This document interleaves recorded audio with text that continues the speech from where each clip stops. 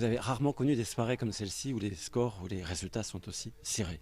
Absolument, c'est lors des 3 derniers pourcentages, lors des 2 derniers, lors du dernier pourcentage que l'on a enfin su qui allait l'emporter. Alors, c'est pas tellement étonnant dans le sens où, on a eu l'occasion de le dire en début de soirée, visiblement la mobilisation a été plus forte du côté de la droite entre le premier et le deuxième tour, et puis peut-être que du côté de la gauche, si on veut tenter d'expliquer un petit peu pourquoi la gauche a perdu, on ne peut pas dire qu'il y a eu un fort enthousiasme entre le PC, le PS, Europe Écologie Les Verts, surtout entre le PC et le PS, entre les 2 tours.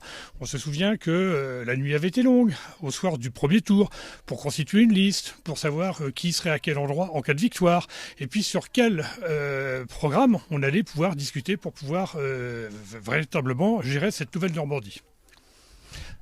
Alors, ça, c'est du côté de la gauche. Du côté de la droite, donc je disais, effectivement, on s'est aperçu que la mobilisation a été probablement plus forte, pas tellement au détriment du Front National, comme on aurait pu le penser, en disant, après tout, peut-être que des électeurs ont choisi le Front National au premier tour pour se reporter à la droite au deuxième tour. Non, c'est pas tellement ça. C'est surtout, véritablement, que des électeurs potentiels de droite ne se sont pas déplacés au premier tour, ils se sont déplacés au second. Ça s'est joué, véritablement, à quelques centaines de voix.